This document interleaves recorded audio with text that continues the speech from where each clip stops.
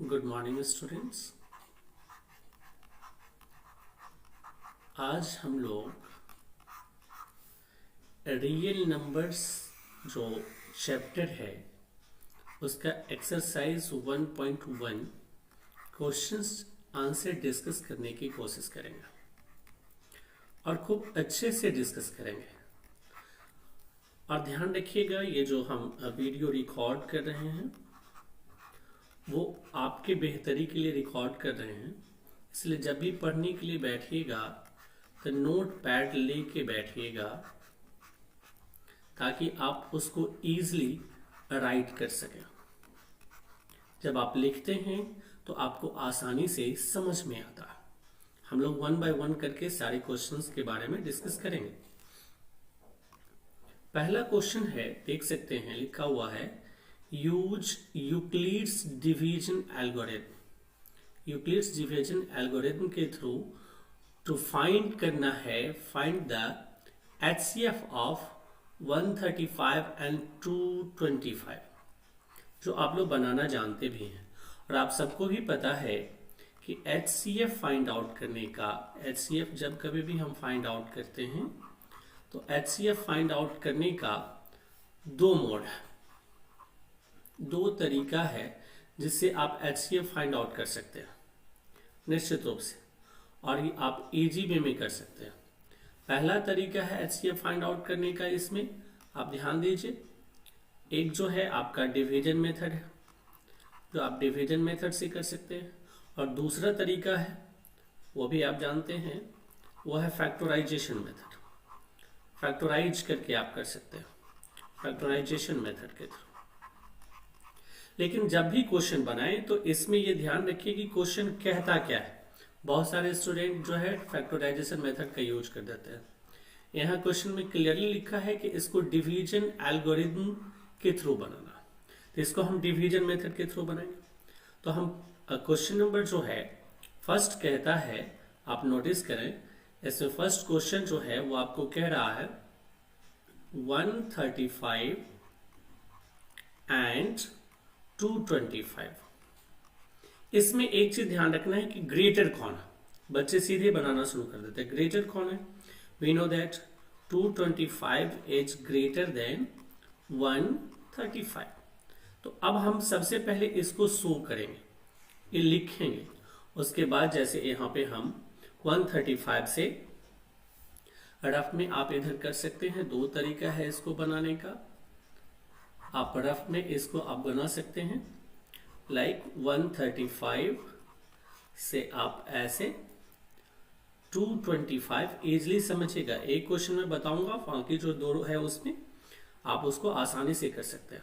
135 से हम 225 में डिवाइड करते हैं, फर्स्ट टाइम लगाएंगे, ये कितना आ जाएगा 135। जो बचपन में आप ऐसे पढ़े हैं उसे ही बनाना, 0 और ये हो जाएगा 9। जितना बचता है फिर उससे हम 135 में लगाते हैं, यहाँ पे जो रिमाइंडर रहता है उससे फिर हम यहाँ पे डिवीजन करते हैं, तो 135। फिर हम 1 टाइम लगाएंगे, फिर 90, फिर हम माइनस करेंगे, फिर सब्ट्रैक्ट करेंगे, तो यहाँ हो जाएगा 45।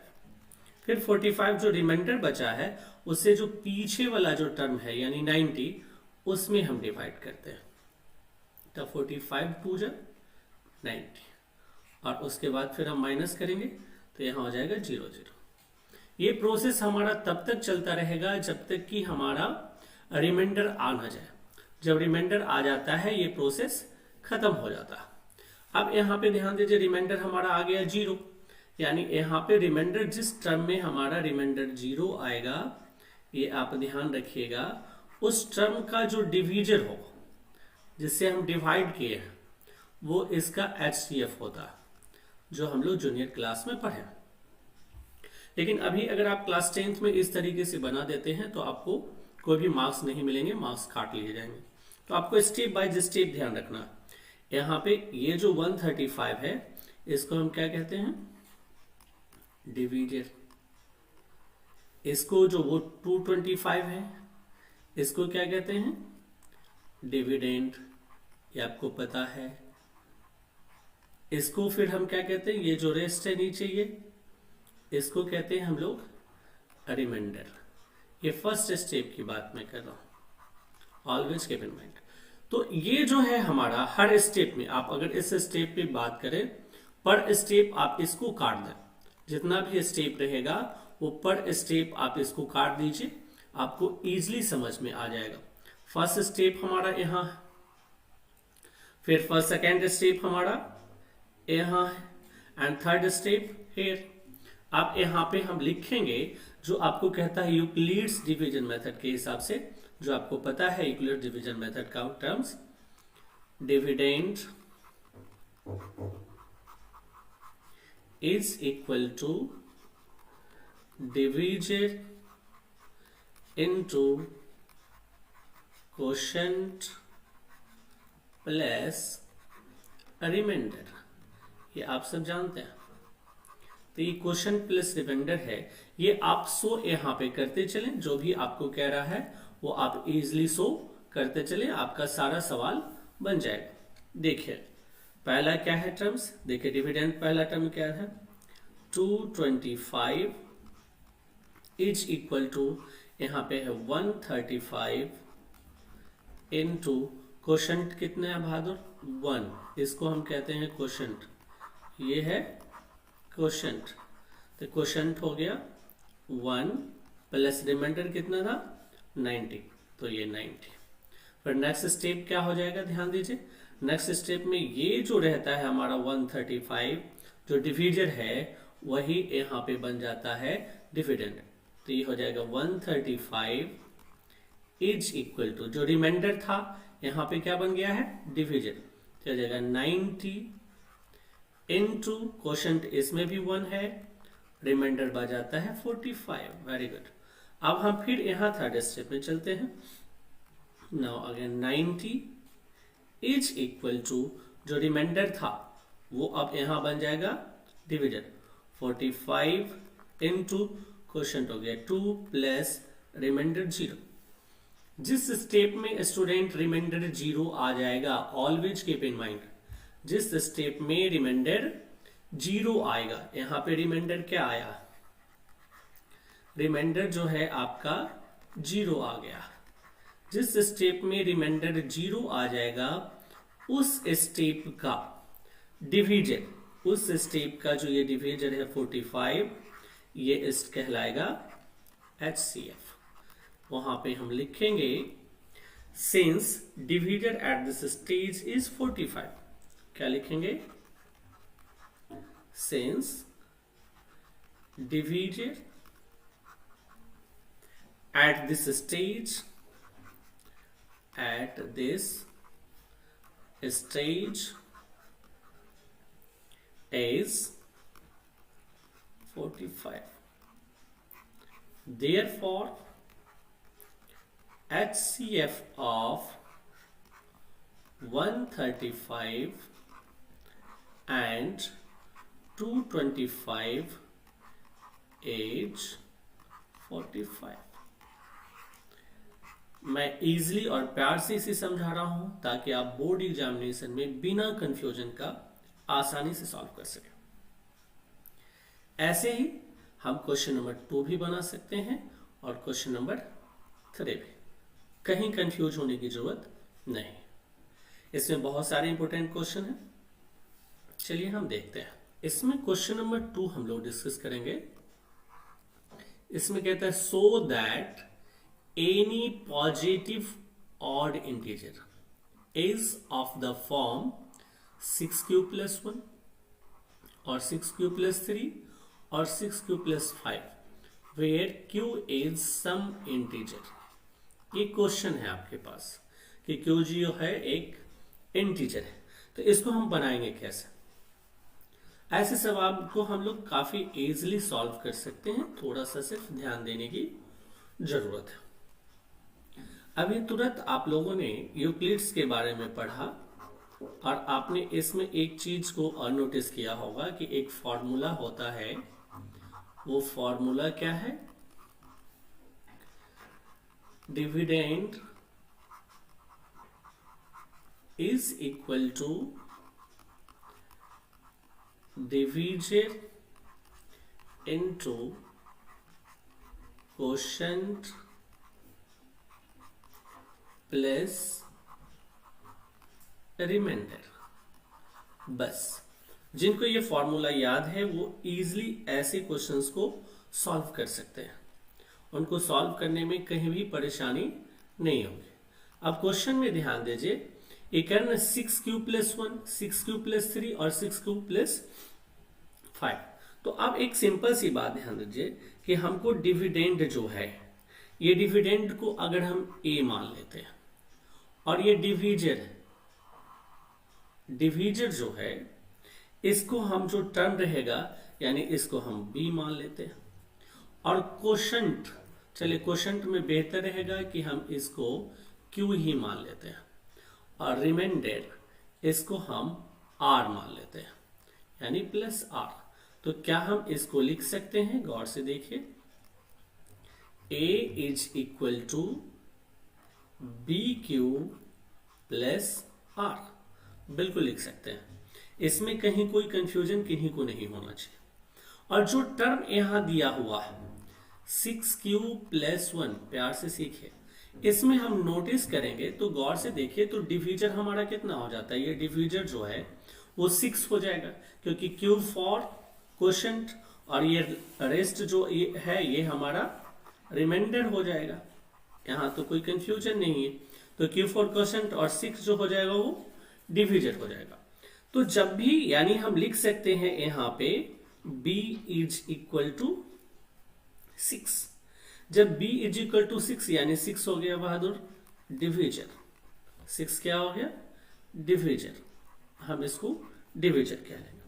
अब यहां पे एक चीज नोटिस करने की चीज है, ये जो डिवीजर है जब ये डिवाइड हम 6 से किसी टर्म में करेंगे तो कई चीजें आती है। यहाँ पे जो रिमाइंडर है, ये रिमाइंडर आने के जो चांसेस होंगे या रिमाइंडर के जो कंडीशंस होंगे वो क्या क्या हो सकते हैं, ध्यान दीजिए। या तो 0 होगा, या तो 1, या तो 2, या 3, या 4, या 5, इतने ही हो सकते हैं। किसी भी कंडीशन में ये 5 से ज्यादा नहीं हो सकते, यानी 0, 1, 2, 3, 4, 5 ही हो सकते हैं। क्लियर है यहां तक? चलिए, जब इतना जानते हैं तो आसानी से हम लिख सकते हैं यहां पे स्टेप वाइज। गौर से देखिएगा, स्टेप वाइज हम लिख सकते हैं। अभी तुरंत पढ़े हैं a is equal to b into q plus r. तो अगर हम फर्स्ट स्टेप में यानी रिमाइंडर को हम 0 लें, यानी रिमाइंडर अगर हम ले लेते हैं 0, तो फर्स्ट स्टेप क्या हो जाएगा बहादुर देखिए, a इज इक्वल टू क्या है हमारा 6, b के जगह हो जाएगा 6 क्यू प्लस रिमाइंडर को क्या लिए हैं 0, तो 0, तो हम इसको लिख सकते हैं a is equal to 6 q. क्यों? क्योंकि 0 को ऐड करेंगे तो उतना ही रहेगा। a का वैल्यू कितना आ गया यहाँ पे पहला टर्म में बहादुर, a is equal to 6 q. Condition दूसरा देखिए, ये तो फर्स्ट कंडीशन था, ये फर्स्ट कंडीशन था। सेकेंड कंडीशन अगर हम लेते हैं यहीं पे, चलिए सेकेंड कंडीशन लेते हैं, तो सेकेंड कंडीशन में हमारा क्या बन जाएगा यहाँ पे, इसको ध्यान दें। सेकेंड कंडीशन फिर हमारा वही a is equal to 6 q plus 1। क्यों? क्योंकि रिमाइंडर जो है हमारा 1 हो गया। अगर हम थर्ड कंडीशन लेते हैं, ध्यान दीजिए, थर्ड कंडीशन में क्या हो जाएगा फिर a is equal to 6 q plus 2। अब हम देखते हैं फोर्थ कंडीशन, हम यहाँ पे लाइन लिख देते हैं। फोर्थ कंडीशन में क्या हो जाएगा बहादुर, फोर्थ कंडीशन हमारा फिर वही हो जाएगा, a is equal to 6 q plus 1 भी हो गया था, 2 भी हो गया था, तो रिमाइंडर क्या रहेगा 3, यानी 3। फिफ्थ कंडीशन क्या हो जाएगा, सो ध्यान दीजिए, फिफ्थ कंडीशन हो जाएगा हमारा a is equal to 6 q plus 4, और फिर सिक्स कंडीशन 4 भी हो गया। सिक्स कंडीशन क्या होगा, ध्यान दीजिए यहाँ पे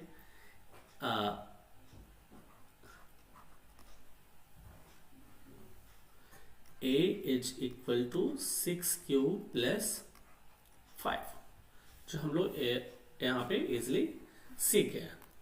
अब ध्यान दीजिए, जैसे हम बनाएंगे क्या, क्वेश्चन में हमको कह रहा है यहाँ पे क्लियरली कि ये नोटिस कराएं कि इसमें जो है वो ऑड इंटीजर्स कौन है, ऑड इंटीजर्स कौन कौन से हैं। तो सिंपल सी बात है कि पहला कंडीशन जो हमारा आया 6q, ये 6 जो है इसको तो हम लिख सकते हैं 2 into 3 अब प्लस 0, तो ये तो 6 का 6 ही रह गया।